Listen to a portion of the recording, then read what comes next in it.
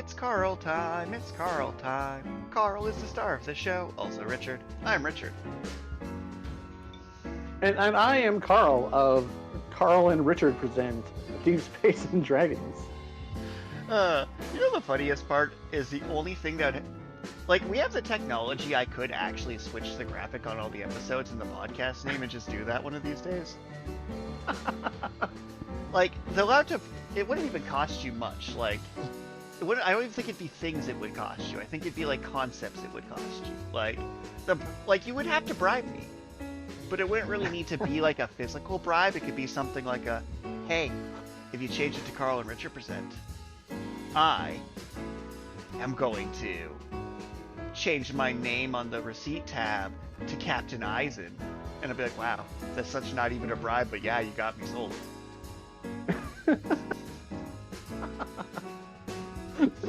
That would be pretty funny. Well, it's not actually something I care about. It's just a funny bit. It's true. If you cared, you would have did something about it. You know, I think the funniest way to solve this is to put a strike through for the RI on Richard. Oh? Because then it's charred and Karl presents, and then I went alphabetically. Because it's not with it's with a C, not a K. Because if it was a C, you would still win. But enough pre-rambling about nothing. What's new with you there, Richard? Mild distinction. What do you mean enough pre-rambling about nothing? That's the show. That is the entire show. No, we ramble about some things. Like I have things to ramble about. But the order of our names on the title card. A fascinating topic. I don't think that's something our listeners are. No, they take a shot every time for us, but obviously they take a shot whenever we complain about the names. Like, it's fun to think of whatever our drinking game would be. So, new with me is I got my new email set up for my new school. I got my orientation date in the calendar. I applied to a couple freelance things. I finished the rough draft of my ghostwriting job, so now I have 2 months of editing, but if I were to drop off the face of the earth, they have a book. They could, like, make it exist.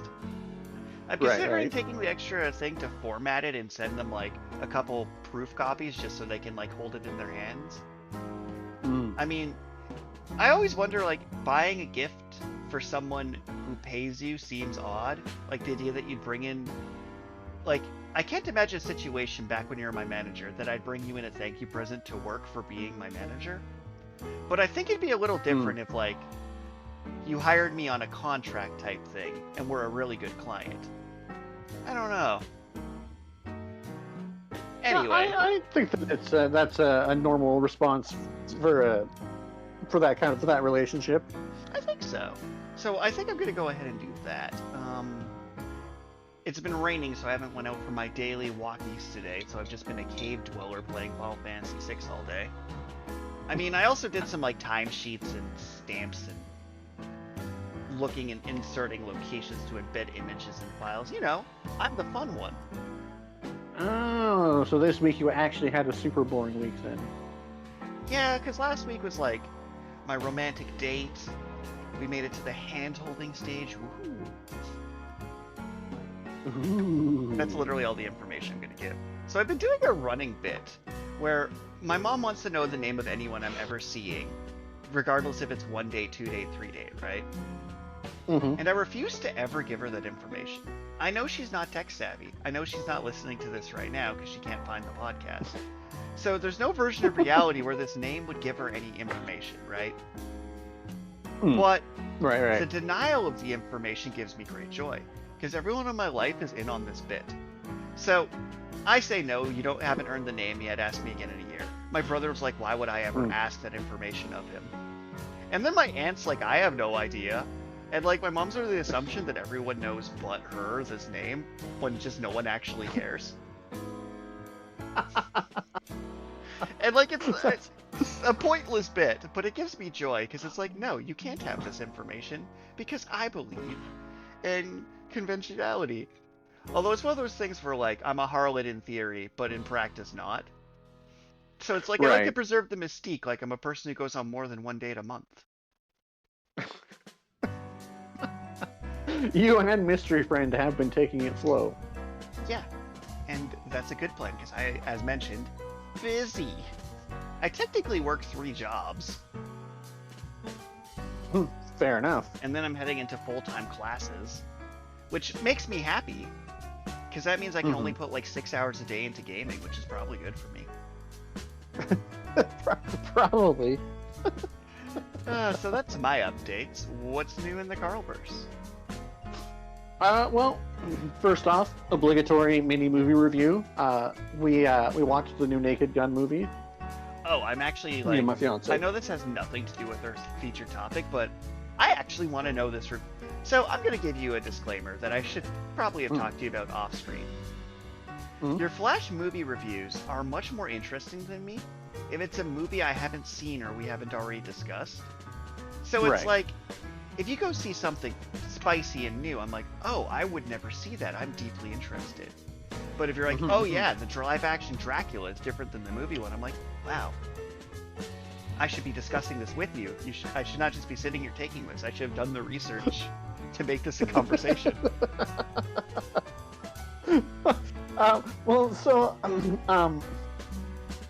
There are, at least that I noticed, there were surprisingly few references to the original material. I mean, the Liam Neeson's character, smart. Frank Drebin Jr. Pardon? That's probably smart. Yeah, so the Liam Neeson's character, Frank Drebin Jr., is Leslie Nielsen's character's Frank Drebin Sr., his son, in the universe. And the plot...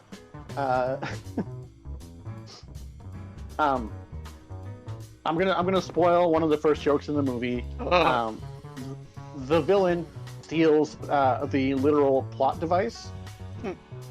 Plot being an acronym for Primal Law of Toughness device. And this device is essentially the plot device from Kingsman Secret Service. I liked Kingsman more than it deserved. I also like Kingsman. I also liked that movie. I thought it was pretty interesting. But if you're looking for a movie that does that plot well, Kingsman Secret Service is just the better version of the movie. But not that it does the plot poorly. It's just, it's a gag movie, so it's not actually on the not as serious as Kingsman Secret Service. But overall, all the movie reviews from both political spectrums have basically said that it's super funny. And I kind of went into it expecting it to be like a non-stop laugh train. And there were definitely some lulls, but there were definitely some extremely funny parts. In particular, I laughed pretty hard. Like, this is like within the first 5-10 minutes of the movie that they steal this plot device. But I laughed pretty hard when I saw that. I thought that was quite funny. And overall, I think they did a really good job of maintaining the spirit of the original Naked Gun while making something fresh and new. I do think, because it's Seth MacFarlane, I do think there's more shock humor than the original. So I don't know. It's not the kind of movie that I would recommend. Like, I wouldn't say you could like watch it over and over again. You have to like have some downtime between viewings, because sometimes the jokes won't land as hard if you've seen it recently. But I thought it was pretty funny. But obligatory movie review aside, it's a slightly nerdier topic. A while back, I decided that I wanted to try and read more Korean manhwa, because the majority of my international literature is manga from Japan. So I downloaded an app called Webtoon, which I'm sure a lot of our listeners are familiar with. Hopefully, I don't know. Could you imagine a Webtoon sponsorship? That'd be great. I don't know how corrupt, good, or evil they are, but I do like money. Well, so I reading Webtoon, and at first I was kind of disappointed because they didn't have the 2 series that I actually wanted to read on there. Actually, I didn't have. There were 3 series I wanted to read that aren't on there yet. But eventually, I was just like, you know what? I'm just gonna start like checking just random things out, right? Yeah. And I've discovered that there are. Right now, there seems to be. Maybe it's just my feed in particular, but right now, there seems to be 2 rather popular genres, and they are the isekai. Most often, the person being reincarnated into a book that they've read, so they know what's going to happen, but they're reincarnated as the villain. So then, or as a not a villain, but like a loser side character, or someone who has a terrible fate, and so then they use their meta knowledge to try and avoid the fate of their character. So to kind of like play on that one a bit, is that for a while I was like tinkering on how I would run a Dragon Ball Z tabletop RPG, right? Played around with different engines, looked at their official rules, threw that in the garbage, looked at some fan rule books, threw those in the garbage, made some mechanics myself, realized it would probably work with the Fate Core, but Fate Core rules are barely even a game at that point. But one thing I was like is, how do you deal with players metagaming a series like that that's super linear and characters have numbers on them, right? So my solution would have been, player characters are from the Time Patrol from the future, and the meta knowledge your person knows, your character would also know. Because it's easier to give fanboys, give it a canon power that they can metagame, rather than expecting them to play the honor system. Because the kind of dude that wants to play a Dragon Ball Z TTRPG is the kind of dude who metagames. Those Venn diagram is a circle. Right. So it's like, I understand the idea of, we put you in a novel and you have novel cheating powers for like an escapism fantasy. Right. Because everyone's played that hypothetical. If I was in this horror movie, I wouldn't die because I don't have anxiety and have never dropped a screwdriver. But then the other genre that's super popular right now on Webtoon, it seems, is almost the same, except instead of being an isekai, they call it regression, where someone gets sent back in time to their previous body, and then they know the future and can avoid a terrible fate. I mean, I gave a character that power in one of my books, and then had them get checkmated so bad that just kept dying in a loop till they killed themselves. But I did it as a bit, kind of as shade to that entire genre. And I mean, I've read a couple chapters of ones that were duds. I've read numerous chapters of ones that were really quite good. But I'm getting kind of tired of those 2 genres. And then I guess the third genre that they have is the awakened dungeon crawler genre, where people awaken powers and then they go into dungeons to clear them before the dungeon break happens and monsters come piling out of the I wonder why. It's like we as a society gave a bunch of rewards to... People will fight me about how good this series is, and I think it's a heralder of an apocalypse of blandness. Because we as a society agreed that solo leveling was better than free runs, so people were writing more solo levelings instead of more free runs.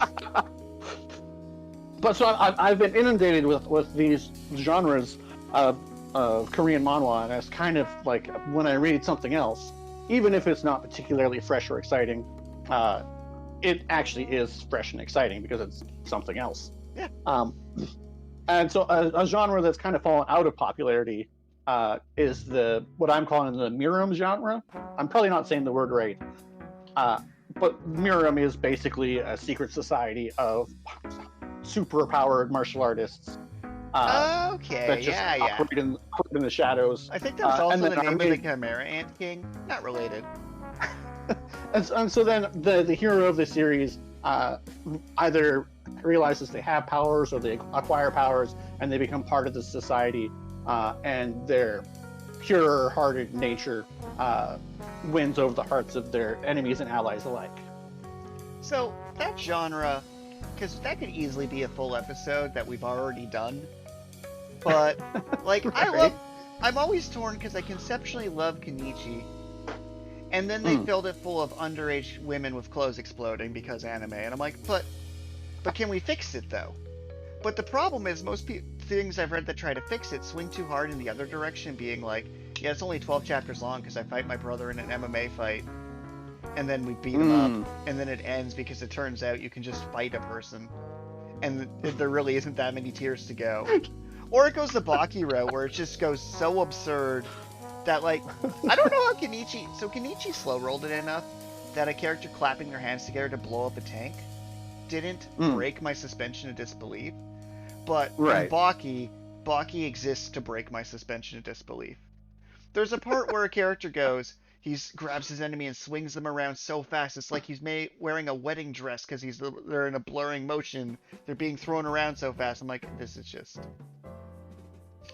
Or in Kengan Ashura, where a character gets themselves kicked in the head to make their brain wobbly to get back their sea legs so they can use their boat fighting martial arts.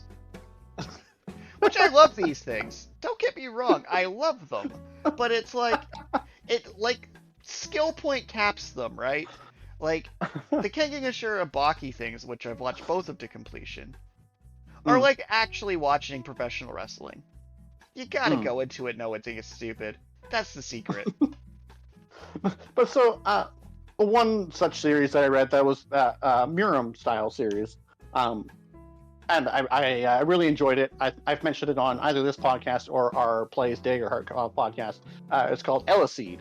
Yes. I don't know if I'm pronouncing that right either, but Eleseed. You know, I'm almost surprised you didn't make a monk for our Daggerheart campaign so you could go through this exact story of someone gives you a drug to give you super martial arts, and then you try and find your sensei who disappears after killing a bunch of people. And then someone drops 10 tons of weight directly on your fist. No, so I I really enjoyed Eleseed, mostly because the way it stood out was that the main character's entire motivation for like the first 100 chapters was the fact that he loves cats. I can respect that. I can get behind that. That's me. I live that life. Like, even his mentor actually is a cat, through magical weird circumstances. And it's just, but regardless, I read all the way through it. There's like over 300 chapters. I get to the point on the Webtoon app where they say, hey, you know, we're going to send a wellness check because we're worried about your physical and mental health. No. They're like, there's 10 episodes, and you can either pay coins to unlock them early, or there's 5 of these episodes you can watch a little short ad to unlock these early. Okay. I'm like, okay, cool. I'll watch a little ad. Some wins. I watched the ad. I watched 5 ads, and then the actual release date for the first episode I unlocked comes out, and I'm expecting the next episode in sequence to become free with ads. Mm-hmm. It does not. Oof. The next episode comes out, and again, the ads, they don't seem to roll forward. Now I have to pay coins if I want to unlock episodes past this last ad episode that I've watched. Which effectively means that it was useless to watch the ads because I have to wait like 35 days before I can actually watch the actual new episode that I want to watch. Rough. That I want to read, I mean. Right? So now I'm like, I need something else to read. So I look on their recommendations and they're like, the greatest estate developer, like Eleseed. Okay, well that's an interesting title. I don't really see how that could be. Like, you piqued my interest. You say this is like Eleseed, but as a title like that, like it just doesn't really match up. Yeah, no, it doesn't match up at all. It's an isekai. Oh, I was really hoping for the plot twist to be the secret martial artist who just keeps trying to beat up dojos and then flips them as real estate. No, it's an isekai where the guy gets reincarnated into a book. He's from Seoul, Korea. Seoul? I'm not gonna get it right. He's from Korea, and the reason he's the greatest estate developer is when he gets reincarnated into this book. He reincarnates as the drunken son of a noble who is deeply, deeply in debt. Like you do. And all that our main character wants to do is to make lots of money and then just live the life of a lazy bum off of residual income from all the money he's made. So, I can't remember what the word was, but there's a traditional method for heated flooring in Korea, which doesn't exist in this fantasy land. And so he starts making money by building people heated flooring. And then when they need fuel for their heated flooring, he sells them coal. That he also, like, he gets people to build a path to, like, the mine, and then they start mining coal, and it's just like he literally creates like a real estate empire in this fictional setting. So I'm going to pause you for a second. Imagine you will. In the 90s, things were about being the best in the world, following your dreams, friendship, imagination, joy. Job insecurity has hit so hard that people are daydreaming about being shot in the head so they can wake up and get a flooring job. What? Because putting in heated flooring in modern society is so unobtainable, it's now a fictional aspiration. People are like, I can't get a real estate ticket and then go out and do this in 2025 in this economy. I need to die first to be able to install heated flooring. Oof. Well, I'm not even saying the manga's bad. That's just a rough state of mind for that to be your escape.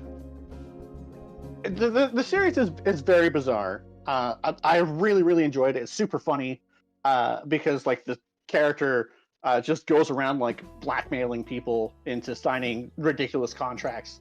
Or, you know, at the end of the day, he improves the lives of everyone around him, for the most part. But he does basically trick people into signing ridiculous contracts so that he has a workforce to actually expand his real estate empire. Well, it's like... so what's kind of funny is... the reincarnated the slime isekai went through this weird plot arc where the first season was I die, become a slime, use my superpower, clear a dungeon. But then it becomes like a city building simulator by season 3, because it's like the original concept just didn't have anywhere to go. So it's like early enough in the genre that I'm reincarnated in the world to play a city builder is a recurring trope. I've seen a few things do that. Well, see, what I really like about it, and this is something that we've talked about before, is that there's no point in it being an isekai if your real world knowledge doesn't do something for you. That's fair. And so, like, firstly, like, he is a civil engineer in Korea, and so he uses his civil engineering knowledge and abilities to engineer product. Like, he builds, like, a suspension bridge so it doesn't get washed away by floods. He builds, like, a cold storage house in the traditional Korean style. He builds the traditional heated flooring.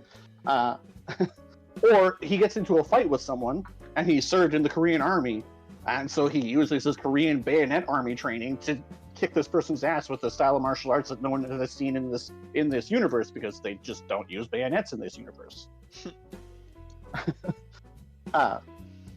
And so that was my number one thing. It says, like, man, firstly, the fact that he's from the real world is, like,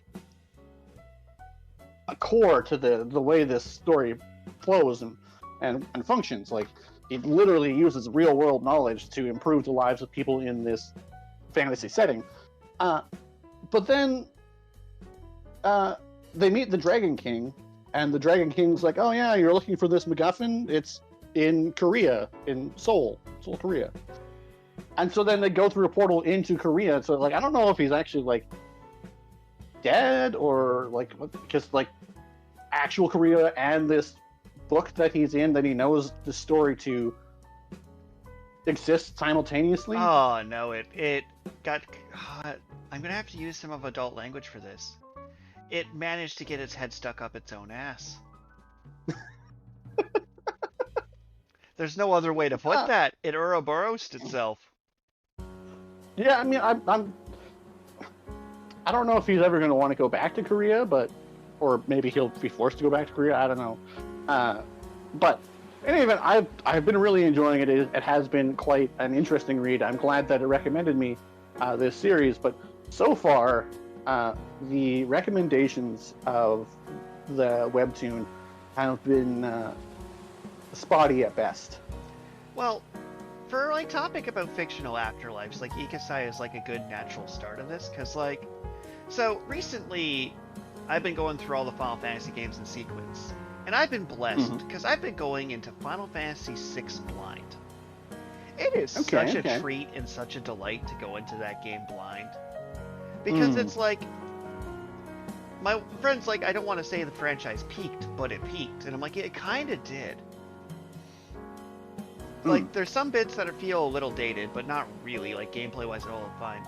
But, like, the narrative way it handles characters and character arcs is like, oh, everyone has a story to tell here. And even though it's fate of the world, there's a lot of, like, personal storytelling going on. Like, you wake up after an apocalypse and a year has passed, and your grandfather coughs himself to death after starving on fish, and you decide to jump off a cliff to kill yourself, but in the last minute you see a reminder of a friend, so you build a raft and escape. I'm like, what? Why is this here? Why is this legitimately good writing in this Final Fantasy game? I wasn't expecting this to get real. What do you mean it's getting real with me? Like, especially when you play them in sequence, right? Because you just got past, like, and then I used the song in the desert to make the ship to fly. And that's it. So it's like, wow, this is, like, blowing my socks off. But on the topic of, like, the isekai, so this might just be because I'm a pretentious literary type now. I spent a fair amount of money to gain this pretentiousness.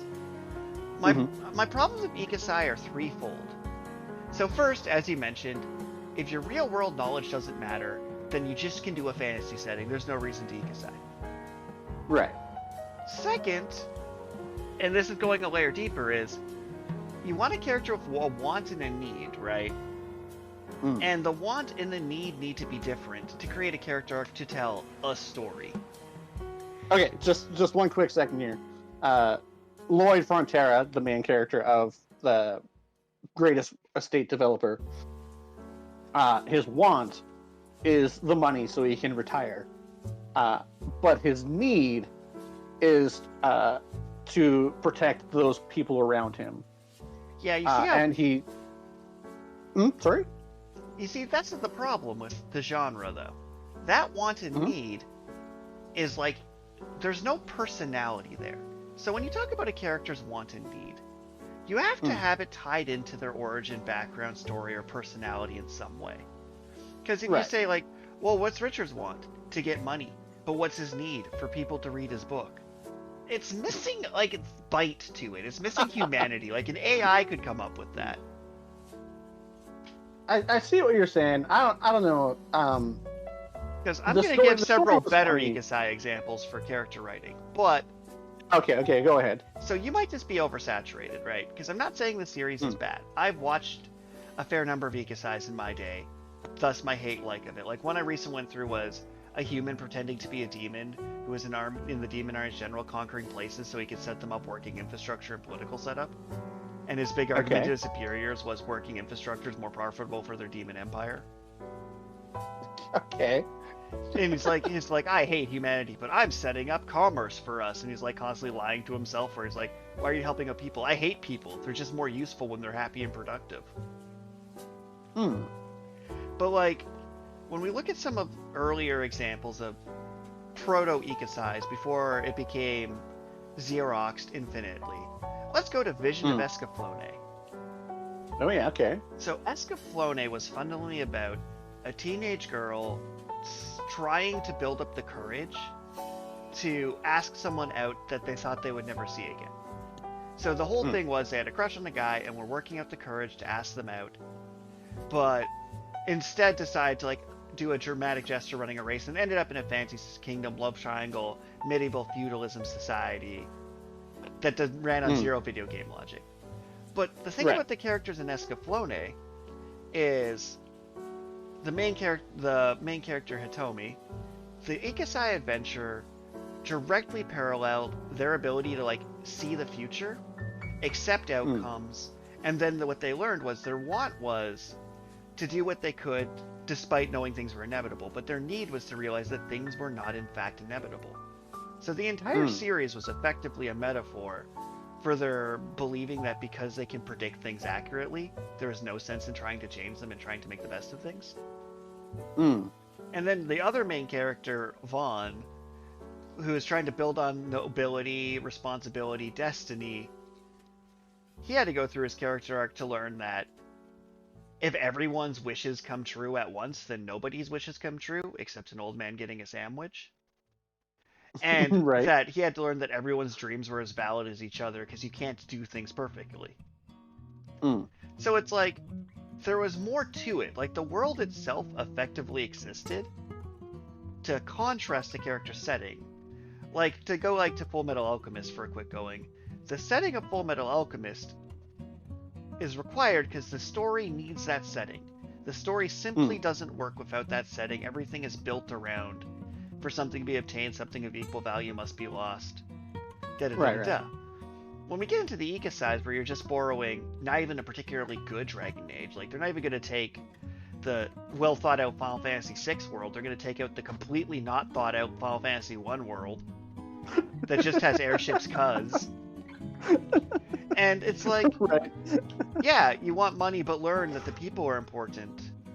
It's just, you can do better.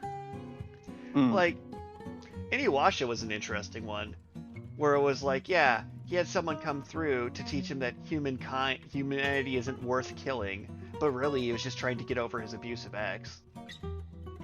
Okay, but so to our topic of fictional afterlife. Indeed. You started this. So, yeah, I know. I was going to ask you. I mean, obviously, not all ikasais are an afterlife. But given the large number of people who do in fact die to be reincarnated, would you say that ikasais are a version of the afterlife? Absolutely. So when I was having that distinction between a proto-ikasai and a modern ikasai, right? So proto-ikasais being Monster Rancher, Escaflowne, Inuyasha, and a few others along those lines. They're typically, well, let's go with the first one, The Wine, Lich, and the Wardrobe, is you find a portal to a magical world. Your Alice in Wonderlands. Then, when you find a portal, it gives you a narrative expectation to then return at the end and change person. Right. Like, there's a plot point in Monster Rancher, I was like, was it all a dream? No, I still have the shoes I got there, it was real. Then the Ikasai thing that changed it, weirdly because of Sword Art of all things, right, is that, hey, you're stuck in this new place, and sometimes you died and you have a karma reincarnation system like Slime, and a lot of them are literally how you lived your human life directly sets up your Ikasai life. So it's absolutely an afterlife, but they don't really go with what happens when you die there. Do you then get a stat screen and go back to human in like an infinite, like, Ouroboros? Because I've seen the reverse Ikasais happen where someone like dies in their fantasy world. Like, there was one that was, the first episode was like, I'm a general in the Legend of the Galactic Heroes, and then I died and I got Ikasai. I'm like, ugh. You got kicked out of the interesting setting into the boring one. Or one where the Red Power Ranger gets Ikasai'd. It was amusing for all of 10 episodes. But yeah, it is absolutely an afterlife, and it's a high tier one. If I were to die and be Ikasai, amazing. Yeah, okay. Like, think about it. It's reincarnation, but you get to be a god.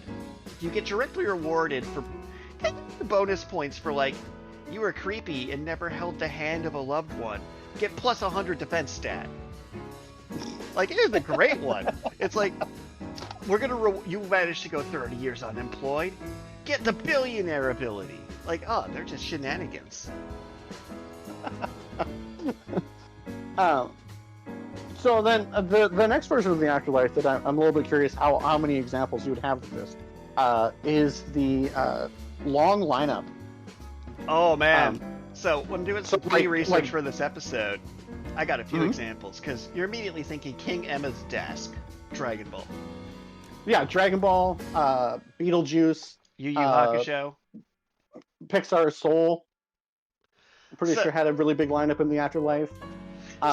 Or another, actually, an isekai character dies, spends like 1,000 years in line to meet the goddess of reincarnation, and then she gets attacked by a monster when she's about to reincarnate him, and so he just dives off her platform and it ends up in a random world and shenanigans ensue. But I just this long lineup, Afterlife, seems to be a cross-cultural phenomenon. I was curious how many examples you would have of that. So, like, the immediate Dragon Ball Z one, the not explicit in Good Omens, but Good Omens has a lot of the bureaucracy going on, definitely the file of requisition. And, like, the Beetlejuice one, the Yu Yu Hakusho did something similar. Hades the game does something similar, where you just see him at his front desk as the souls are coming through. Yeah, okay. And, like, it being a cultural bit makes sense. Like, the only things are life, death, and taxes. Right, so it's like the idea that you take the myth of, I have an all-knowing judge, and then you look at the logistics of humanity. You just gotta stand there and wait. Heaven, hell, back to life. Exception. So, right. I honestly, like, I hate to say it, that's probably the most plausible afterlife, like, in my brain. Like, it's easy to imagine. I die, and now I have to wait for my turn in purgatory while they do the math. While they do the math. Do you have enough good karma? Okay. The Good Place was an interesting take on that one, where they literally gave you good points and bad points. And the okay. I was actually that was gonna be a question. I asked one of my coworkers what they think the best afterlife is, and they said the final result of The Good Place, which unfortunately I haven't read. I did read a synopsis on Wikipedia. Well, it's a show, but... Right, sorry, I haven't watched it. It's funny because you watched a lot of manga earlier, and then tried to read the show. Your synesthesia powers are quite impressive.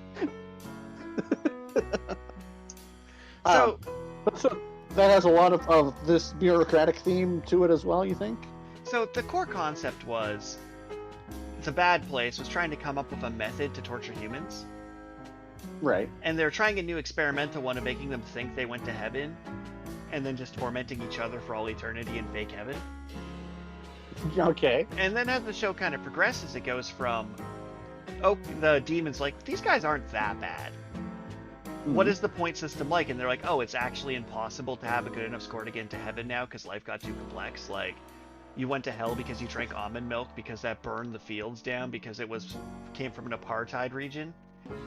So therefore you supported slavery by buying almond milk. So you're a bad person. Okay. So they end up going with this idea that, like, you keep putting people through, learning little bits of it, and then to get their score up after the fact, and then once they, like, go through life enough and eventually become a good person, they move on. And it's amusing because it's like, yeah, we are literally marking it by points, pointing out, like, oh, there's flaws in the system, bureaucracy. They get to the very end and realize heaven's kind of lame because everyone gets everything they want all the time, so they had to add, like, a suicide button to heaven that has, like, quantum instability and just does something to you and it's impossible to know what, so that way you can end your internal happiness if you choose to, which made heaven better. Yeah, okay. Like, the ending thing was, we made heaven better by letting you opt out of heaven. So it's, like, big on time loops, but really the show was just going through and working out a lot of philosophical thought exercises as practical things. Like, it had a lot of philosophy. Like, they literally had someone torture someone through trolley problems for a while, like, put them actually in the trolley and be like, that's your friend Steve! Are you gonna turn to Swerve to miss him and kill these 8 orphans? So, as far as afterlives are concerned, that one's actually kind of a terrible one, weirdly. Because the idea is that you're not going to have a good points to go into heaven. You're just not. So you go into hell with a buddy to slowly teach you to be a better person. To then, once you're a better person, go to heaven. To then be there as long as you want to chill out, then leave. But it's like, if omnipotent beings create and control you with their omnipotence, then it's like, oh yeah, you're inherently flawed, and the point is to go through until you're good. That's terrible. That is a terrible thing to do to someone, to be like, you're fundamentally broken based on your very nature, so we're going to make you keep going through trust fall exercises until you become a good person to no longer get punished. I almost prefer the D&D 5e method of based on your alignment, you get sent to an appropriate afterlife. Because it's like, Yeah. some people would probably prefer to be in Valhalla when they die. Some people, like, it's a good place, like, you go through this door and it's literally whatever you want. I'm like, I do think some people would want to go Strobical for their next life. Yeah. Which is what pivots me into the worst afterlife in fiction, Bleach. Bleach is the worst and most, like, I think it's the most nonsensical, because, like, do you age in the afterlife? So Like, the deeper you dig into it and try and find pieces of it, which the big advice is don't put more thought into it than the original author did. Right. So we know the basics. For our viewers, I'll recap. When you die in Bleach, you have 4 outcomes. Outcome the first. A person in a robe hits you with the butt of a sword and sends you to the beautiful place Soul Society. We'll get to it. Option the second. You can't move on from the afterlife because someone didn't come to hit you with the butt of a sword or whatever reason. So you just turn into a monster and start torturing your loved ones. The third option, you're just chilling, living your life as a ghost, and one of the monsters drags you in and turns you into a monster anyway. And the last one, your soul is disintegrated and you're turned to a pile of sand with no consciousness for all eternity. That is one of the options. And the fifth option is you return back to Yuhabaha. And also just cease to exist forever, because you made a contract. So, the good afterlife puts you in a feudal Japanese slum, where you still get bullied, people spit on you, they steal your food and your candy. And there's a case system where basically the only thing that matters in your afterlife is your latent fighting potential, to then become a militia. The good ending is you get to join the militia. Like, yeah, okay. I'd rather turn into the monster, because at least I don't have to deal with nobility and clans, and I can just murder my way up the chain. But Yeah, also, you I can mean, just get shot by the glowy arrow and just turn to dust, and that's it. Which might be the best way out.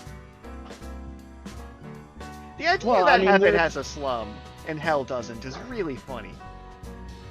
Is there that hell wasn't actually in your list of the possible items for death? Oh yeah, if you're turned into a monster and killed, you then get sent to hell, which isn't the monster place. It is the slightly worse than the monster place, which I have seen no evidence to see is actually worse than the good one. Yeah, fair enough. People aren't bombing hell. Bleach does have one of the worst afterlives possible, that's for sure. To the point where, like, fan theories among my household are that, no, there's actually a heaven, but the Soul Reapers intercept you and militiaize you, where you normally would go to heaven, but they intercept you and militia you instead. It makes more sense if they're evil. It kind of does. It kind of does. And then Yu Yu Hakusho has a similar thing where, like, King Emma decided if you go good or bad, but spirits get lost, misplaced, judged unfairly, eaten by demons. Like, Dragon Ball Z is one of those ridiculous ones. I made it to the good afterlife. Oh, a monster teleported here and started bombing heaven. Like, I want a heaven that isn't bombable. That's true. That version of heaven is just, that version of the afterlife in general is just way too close to the actual main universe. It's like, I feel like you can just fly there. Well, at one point they literally take a higher plane and fly a plane from one place to another. But in its defense, though, the vast majority of time in the good afterlives in Dragon Ball Z, which does get bonus points if you punch good, but whatever. I guess most afterlives have to now. If you're in a martial arts based economy, of course you need a martial arts based afterlife. That just makes sense. But like, right. A lot of the time they're just chilling. Like King Kai, at least they have cable in Dragon Ball Z's afterlife. Bleach doesn't have gaming consoles in their heaven. I don't think they have electricity. I'm not sure they have electricity. I don't even know if they have running water. One of their soul captains, the alleged good guys, turned troopers into suicide bombers to capture and torture people. I'm like, how are you the good place? This is insane. Do you not check CVs here? Okay, so the next category of afterlife that it might be too broad because it applies to a lot of things, but I call it the other side, which is a series where there are ghosts who couldn't move on to the afterlife, but the afterlife is only ever described as the other side, and the purpose of ghosts is to ensure that these ghosts go on to said other side. Oh, like that one dude who scammed people by taking advantage of bereaved ones in live action, crossing over with whatever his name was. Well, I mean, I was thinking of things like Ghostbusters, where there are ghosts, there must be an afterlife, but they never bother to explore it. That is coward's atheism. That is I want to make it in movie theaters and not offend any religion. So we have ghosts, but we're gonna remove all spirituality from it completely.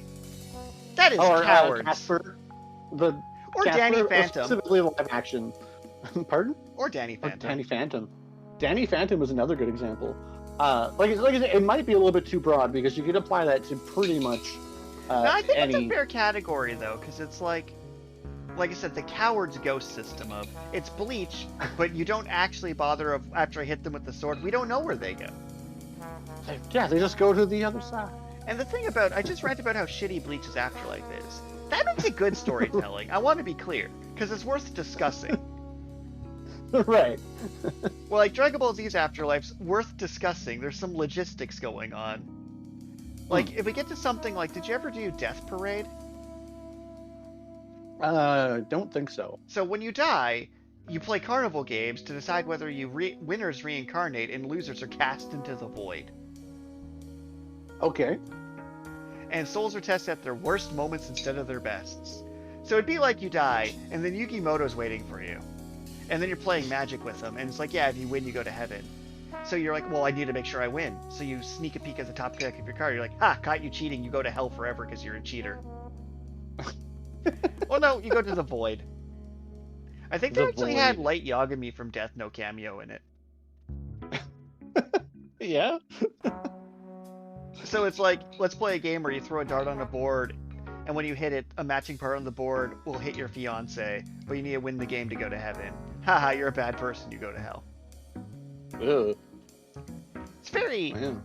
Like, that one, it's like, kind of goes into the Good Omen one of the carnival game Afterlife, where you have to, like, literally do a thing. Like how Wolverine has to fight death to come back. So how do you feel about that you die and you have to play a game?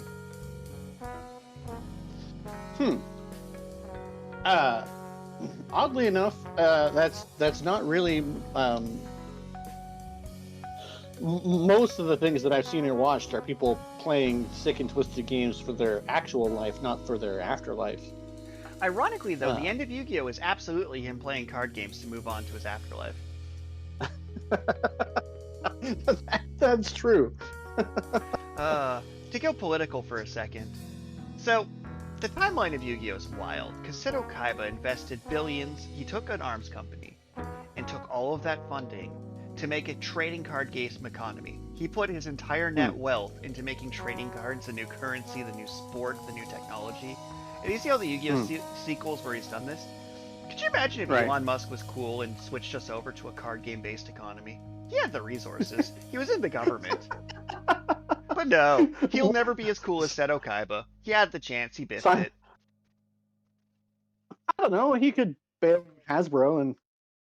No, it has to be a new card game because Hasbro is bad at card games. Fair enough. Because, like, to make your card game-based economy, you have to have a lot of people who are in it just for the love of the game.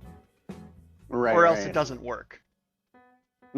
Because the moment you can pre-order a collector's box set that has guaranteed Blue Eyes White Dragons in it, your card game economy implodes. Yeah, that's true. So, here's a fun one for Afterlife. Disgaea, where there's heaven, there's hell, it's bureaucratic, you literally have voting things, and if you're a bad person, you get come back as a pretty. That one's pretty close, I think, to, like, I feel like the Disgaea one was inspired by the Dragon Ball Z Yu Yu Hakusho Afterlife, and they're like, I'm gonna make a game just about this part. Yeah, Disgaea was definitely, like, Disgaea basically takes place entirely in the afterlife. Mm-hmm. right? Like so, and it's definitely like monsters and demons and angels and seraphims and um. But I like that in Afterlife because it has a lot of lore and it has a ton of really interesting conceptual ideas that aren't really explored very well in other media. Oh yeah. Well, it's like it was a line in Disenchantment where they ended up in hell. Which Disenchantment's funny because they're like, there's heaven and hell, but there isn't magic. It's just literally the river of angel tears hits the hell geyser and it creates a weird chemical reaction. But Okay. Disenchantment's amazing. But there's a line where someone's in hell and they're about to fall in a river of lava and they're like, no, if I die, I'm gonna go to super hell. And that's a question that all of these bring up that no one's ever been prepared to answer. What happens when you die when you're dead? Because, like, you wouldn't think that would ever come up, but you get to Bleach, and you're like, when a Soul Reaper dies, they're like, oh yeah, Captain Class 1s go to hell. I'm like, what happens to the rest of them? Do they go back, do they reincarnate as humans? Because that would make sense. Or, I feel like they must, like, refill the hourglass that the Quincy's destroy with their arrows. Right? So, like, Soul Reapers die, and then they go back and get reincarnated and become people, and then those ones are the ones that get... Like, it almost... Bleach is a tapestry of almost works, if you don't think about it too hard. Almost works. Yeah, just don't think about it too much. I love the joke, though, that, like, in Yu-Gi-Oh!, that dual spirits are real, and when you die, your soul might get dragged into the card game dimension, where you spend eternity as a monster, trading hands between duelists. Like, there's a... If you look at, like, the full lore of Yu-Gi-Oh!, so you die heroically, right, my good friend, in a shadow game? And then I use your soul to create Pot of Greed. And then you just travel with Pot of Greed, and then in 100, 1,000, no, 2,000 years, a 12-year-old pulls a Pot of Greed, and it contains your dual spirit in it, and you get to watch him play card games.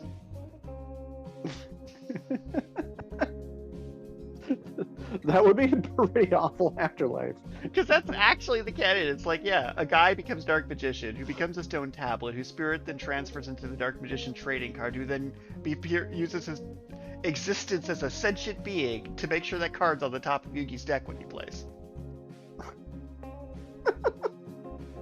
This is beautiful.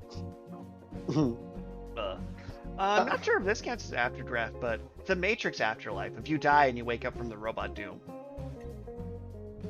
I was actually going to ask that question, but in reverse. Nice. Do you think that digital afterlife is a real form of afterlife, or do you think that's just us being god complexes, I guess? Well, what's wild about this one?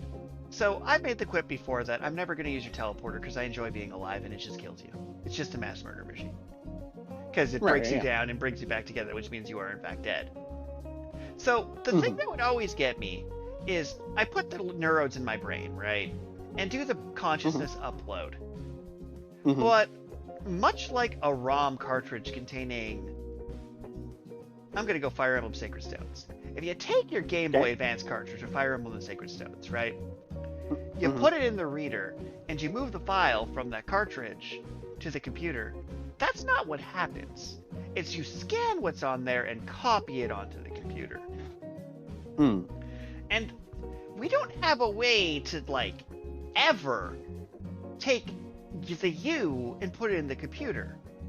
So you're making a digital clone of yourself. Right. And if your stream of alertness ends during this process, you definitely died, right? Right. So it's like, unless I've created some sort of, like, organic thing that, like, like your brain is pulled out of your skull and, like, woven into the web of brains to be kept alive, then maybe? But, like, if you're doing the upload thing, going from analog to digital, nah, you're just creating cyber ghosts. Yeah, okay. Cyber ghosts that think they're real people. Or feel like they're real people? I mean, for the ghost, it wouldn't matter at all, so I'd probably still do it, because then ghost me's gonna have a great time. I just acknowledge that's not me, that's digital ghost me. Right. And I mean, in theory, provided the process doesn't kill you, you could interact with your own self. Yep. Although, weirdly enough, I think you want the process to kill people. Like, even if it doesn't have Oh. to. So what you kind of want, you see this in sci-fi a lot, that the high-powered brain scan kills the person hooked up to the brain scanner, right? Right. That's a feature, not a flaw. Because if you're digitally up making a Karl ghost, right? Like, let's say, take the Game Boy example of, I'm going to take Fire Emblem the Sacred Stones, put it in this reader, put it on my computer, but also runs a magnet across it and just blanks the cartridge when it does it. Mm-hmm. It defeats the Nintendo claim, kind of, sort of like, you made a copy. I'm like, no, there's only one. I just moved where it is. And if you just moved where it is because you fried the human being you cooked to the Skynet, they can't have crisis of consciousness. The digital ghost isn't going to think it's a ghost. You're not going to have one person making many copies of themselves, which is a huge problem. You're not going to have infinite copies. You're not going to have the twice from My Hero not knowing who the original was and having an existential crisis if he gets hit once he poofs because he doesn't know who the original is anymore. It's just easier to let there only be one copy of a person at a time going. I mean, I totally agree. Even if in the case of an analog clone, assuming the technology is able to clone me at my current state, I would definitely have to kill my clone. If it cloned me as a child, I might, or as a baby, I might consider raising my own clone as my own child. But then it's a Boba Jango situation. Paternity test, that is my child. Well, the thing is, we look at Altered Carbon, where you got the chip on the back of your neck. So when you die, it uploads the chip to the cloud and then just prints you in a new body. That one where it's like, yeah, your body is just whatever happened to be lying around and they just re-sleeve you in it. But your consciousness is the USB chip that's on the back of your neck. That's fine, because there's still one of you and you're at least non-fungible. Right. But you need your people to be non-fungible.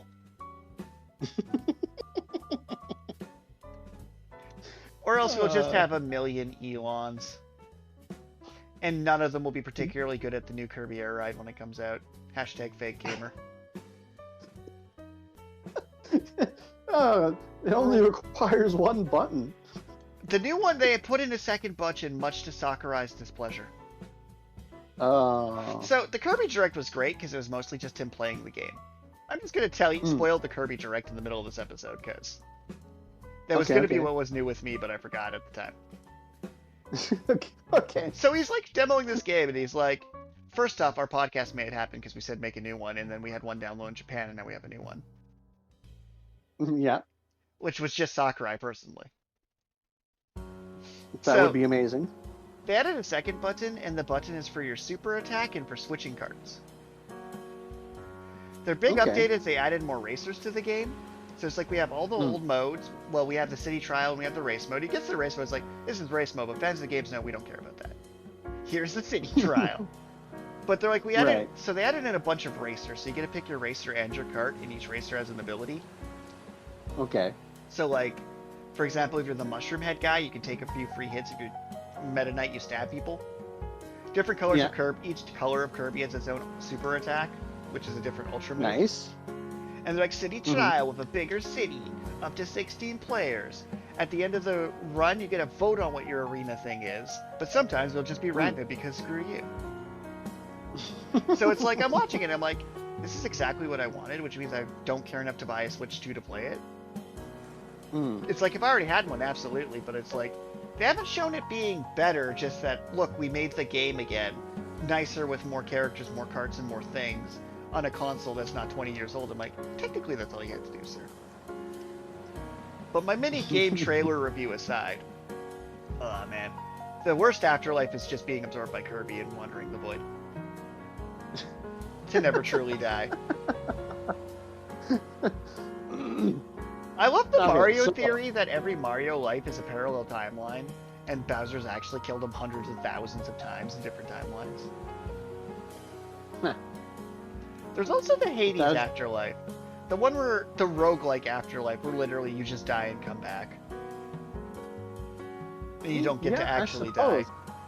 The Deadpool. That would be a form of Afterlife, I suppose. The eternal loop. Yep. I'm not a fan of being stuck in the... Actually, I think I'd be fine with the eternal loop. I'd be evil, but I'd be fine with it. You think you'd be evil? Eventually. Oh, well, I mean, I guess it's an eternal loop. do probably go insane. Well, no, I'm just kind of a little evil now. Like, if I'm truly immortal and I've hit 2,000 years and I'm just listening to the news right now, like, spoilers for the new Superman movie if I haven't seen it.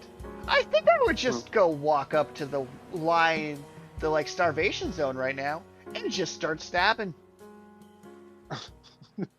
Like, I think I'm just walking right up to Redacted Person's fortress where he's pushing the genocide button, walking through the front door, full of bullets, just walking right up and then slapping him repeatedly. Oh, it's like, you think if you live for every evil person? I'm like, I think I'm kind of evil now. So I definitely would be if given infinite life. They do say you either die the hero or live long enough to see yourself become the villain. Actually, I might go through the reverse. I might pull a Strauss and start the villain and live long enough to become the hero, begrudgingly. Which leads me to my next category of Afterlife, the worst one. Spite reincarnation. Spite reincarnation. So we had it in Record of the Angsty Vampire where his daughter's soul was grafted to a human to murder him and keeps dying every 21 years and coming back to murder him again. We have Seven Deadly Sins where Meliodas comes back angstier every time, and whenever him and his true love fall in love, she dies 3 days later. You know, you're stuck in a reincarnation, and it sucks.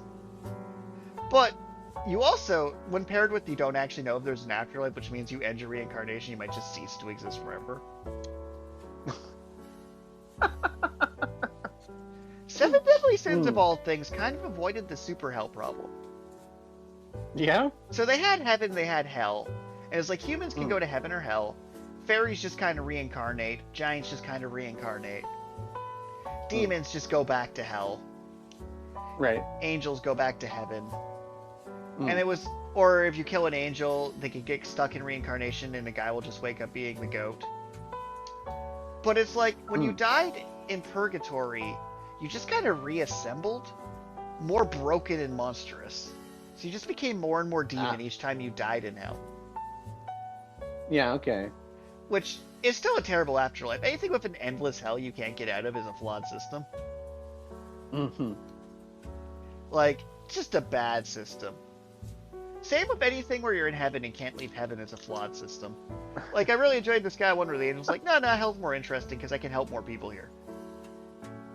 And they just become a fallen angel who looks identical but got a different color wings and a hat. I have always kind of wondered, like, in actual Christian heaven, when, you go to heaven and they say it's this wonderful, amazing place, but it's like, do you just do whatever you want? So, like, what do you even want to do anything there, or are you just like part of the scenery, or like, what do these people do? Because you don't turn into an angel. Angels and humans are very clearly distinct. So it makes me think of the squirrel heaven dog hell paradox. So as we're well aware, all dogs go to heaven. Right. And in heaven, they have infinite squirrels to chase. And you think, oh, that's good for the dogs. And then you think about it, I'm like, but that sucks for the squirrels.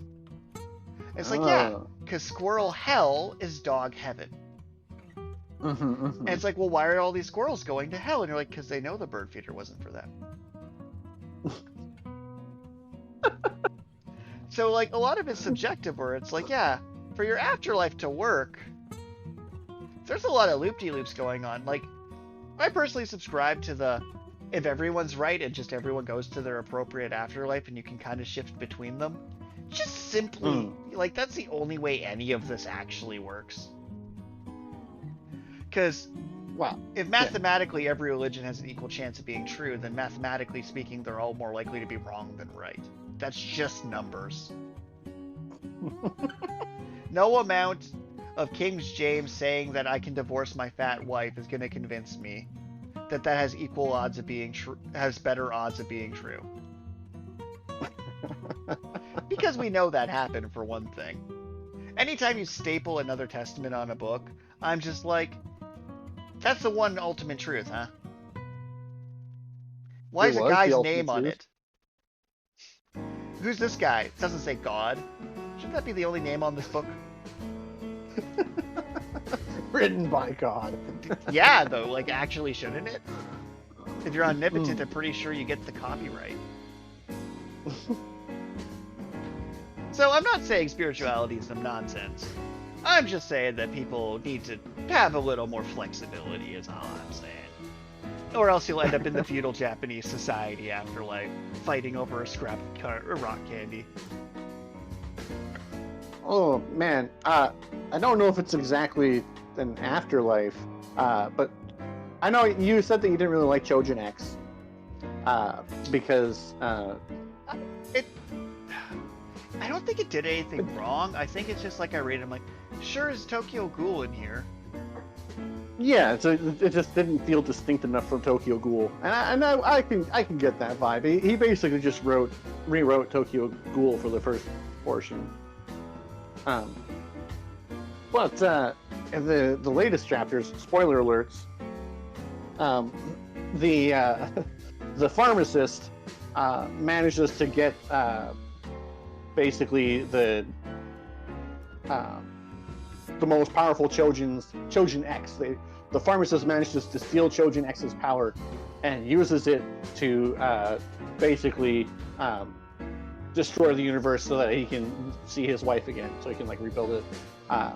But then unwittingly he traps himself in like a 400 square kilometer space, reliving the same day over and over again, going home to his wife, and you know, he can live there for like 10,000 years, just like convincing himself that he's happy when he's not.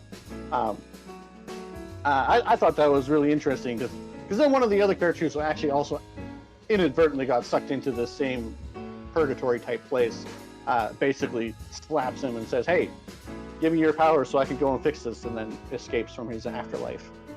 See, that's another one, is like it's not really an afterlife so much as I'm trapped from an afterlife syndrome. Like in Kaiju number 8, we had the soldiers who were fighting against kaijus, becoming the kaiju. But we get a lot of that where it's like, no, you just have to exist, like the Hellsing, or to completely actually pivot. The Full Metal Alchemist afterlife of a math equation calls you a chump. Where a cosmic entity doesn't forgive mistakes. Eternity is here and endlessly aware of your own transgression. But it's not really an afterlife. It's like, it's not that you go to the truth when you die. You go to the truth when you walk up and knock on the door of the truth. Although they kind of implied in the first cut of Full Metal Alchemist, when you die, your souls flow to Nazi Germany and back to power their alchemy. Which is the choice? Yeah, the first cut of Fullmetal Alchemist definitely has a far worse ending. Although I didn't mind the Conquerors of Shambhala movie. Like, it's like the worst version. So it's kind of like, I'm gonna go with, it's the Birthday Cake Blizzard. The Birthday Cake Blizzard is the worst blizzard. Pieces of soggy cake do nothing. However, if Fullmetal Alchemist, the original cut, is the Birthday Cake Blizzard version, it's still a blizzard. It's still 90% ice cream. It just is the worst flavor of it. So it's like, yeah, it's good. It's hard to call it bad. It's just attached to something that's ridiculously good.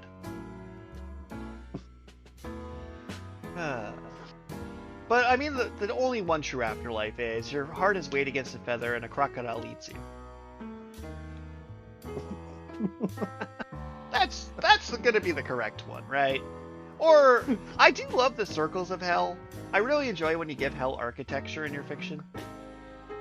And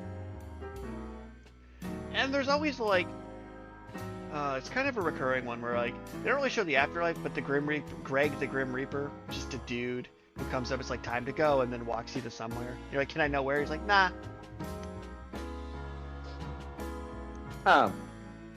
Just as an interesting, so the greatest estate developer, the guy gets quote unquote reincarnated, but the guy that he reincarnates as doesn't actually die. His soul gets forced out of his body, but he doesn't die. And then the Grim Reaper comes to like collect the soul, and he's like, "Oh wait, I mean, I see you're a soul, but your body's not dead, so I don't really know what to do here." And so he takes this guy's soul down to hell. And then later on in the series, the main character has reason to go to hell to talk to the King of Hell. He comes across the soul that originally owned his body, and then basically convinces the King of Hell to allow the former soul to reincarnate. I don't know. The series is. I don't know if I did justice describing it. Like I say, it's super funny, and has a very interesting, kind of a bizarre afterlife. I don't know. Okay, well, it's kind of funny because it's like I was thinking about mechs and magic, where it's like I'm a Gunpla clan reincarnated who knows how to build mechs in this fantasy setting. And I just can't get over the fact how much better it would have been if it was just the fantasy setting and a person had cool mech ideas. And that's like, I don't know, Afterlife is such an interesting talk, because it's like, so much of things are scaffolded off of earlier pieces of fiction. Because I'd say about half this list are a take on Dante's Inferno in some way. Like, even the bureaucratic standing in line.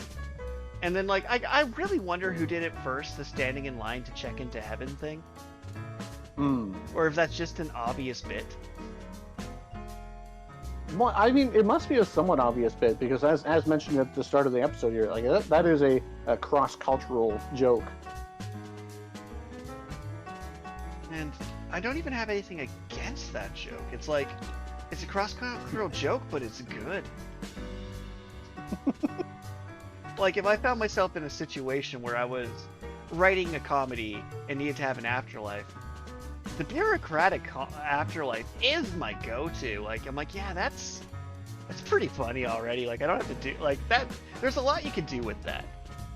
I also really enjoy that you're not qualified to die, but here's your reward points. Like, not everyone can do a biscuit hammer where a character sees himself dying in a dream and tells another character, and then the character catches up to the part where they died in the dream. That is true. Lucifer and the Biscuit Hammer was pretty interesting in that way. And Chainsaw Man's afterlife can't be worse than his current life. Like, if the big twist to Chainsaw Man is Denji's just in hell, yeah, it tracks. Oh, man. Clearly he's in... You know, I think Denji's right about his statement in the recent chapter, by the way. I think he is in an appropriate location for that, if you think about it. It is a perfectly sanitary location. Like... in the nurse's office. I mean, of all the places, I'm like, you know... I don't think he's wrong, really. Oh, Chainsaw Man, so... It's just so unique. That is the most absurd superpower I've ever heard, and I'm like, that's so good. That's so weird and fucked up. But I digress. Shall we head into our random question of today? Yeah, sure. I mean, we've definitely covered all the versions of the afterlife that I was thinking of. I mean, I wasn't going to come bust down actual afterlives and start talking about the Sephiroth and the places of divine hierarchy.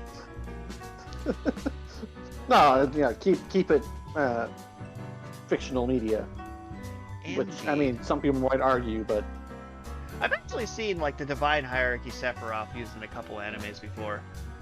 But usually, like, wrong. I'd have to assume. Yeah, okay. Okay. So, here's our like random question.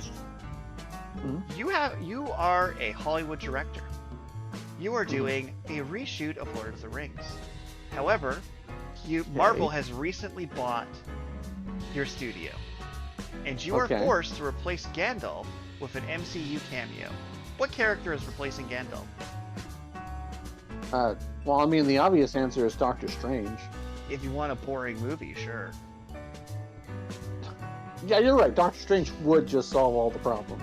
Well, not just that, but like, so Doctor Strange is actually probably weaker than Gandalf, because it's like Doctor Strange like part of the point of Lord of the Rings is the wizards in Lord of the Rings are basically angels. Right. Like, they have like Archangel Gabriel powers going on, and the reason Gandalf can't do shit is the main villain is one of these angels. Long story short, don't come at me, Stephen Colbert. And one of his generals is also one of these angels. So it's like Doctor Strange would roll up being like, I'm the Sorcerer Supreme.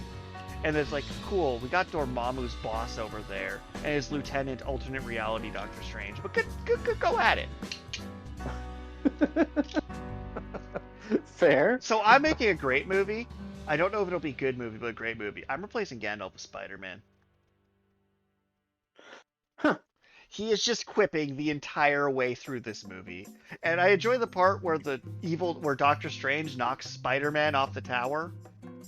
And then he like jumps off a cliff and Falcon punches a Balrog and comes back as Spider-Man in the Venom symbiote suit.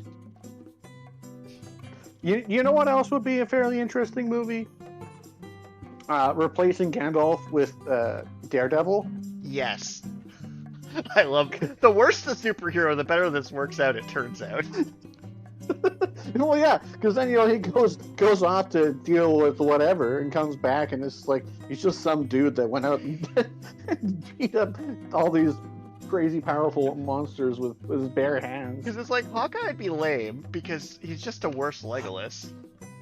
He is just a worse Legolas. Nick Fury would be pretty great. Like Nick Fury pulling a Glock on the Balrog is a pretty great visual. You shall not pass. And then just surviving somehow is pretty in character, honestly. Oh. Well, no, I don't know if you can have a black character play Gandalf the Grey, because they come back as Gandalf the White. The only way this works is it's called that, but it's just Nick Fury with a different color eye patch. That's the only way you can do that right. Fair enough. And that's the joke, it writes itself, because everyone just calls him Nick Fury the White. And he just has a white eye patch. Yep. Thank you for everyone tuning into this week episode of Deep Space and Dragons. I don't know, send us random questions, I'll send you stuff. Probably. Yeah, well, I mean, if you sign up for Patreon, you could get one of our Deep Space and Dragons mug. I think that's the only merch we have right now. But our Patreon, it has made an indeterminate amount of funds over the years. Really, though, like, I want them just to write us a check so I can justify just trying to send someone your spleen in a jar. I just think that would be really funny. Oh, I still haven't asked whether or not I get to keep it afterwards. Because it's just in a jar and it's just labeled Karl's spleen. Like, that's the worst. I don't even know if we can legally give that away as merch. Like, that might, like, break some laws. I think we have to, like, give away a mug and it just comes with the mug. Can you ship organs in Canada? You would think no. You can only ship medical or biological materials if they're not infectious, poisonous, or otherwise prohibited under any applicable legislation or law. Alright, so we're getting close to being allowed to do this. That wasn't as strong of a no as it should have been. Yeah, well, I mean, that's what Canada Post says anyway. You know, shipping it through Canada Post is the best part of this bit. Like, the version where, like, our, like, top-tier donator, like, comes to a dinner with us and you give it to them in person, like, feels feasible. But them just opening it in a crate and their loved one staring at them being like, we can't afford rent this month. Bye. Bye. Oh, man. Ikasais are actually, like, the best afterlife. Like, it's actually ridiculous to just be like, you died. Oh, I got hit by a truck in my 30s. What will happen now? Well, do you want to shoot lightning from your hands? Even the one where you're a cute spider still lets you shoot lightning somehow. It's like, oh, what's this? I died and went to a world where I can afford a property by working a 9-to-5 job? This is amazing. What do you mean there's healing magic and I can just fix my sore back? Okay, this looks like the Canadian Border Service Agency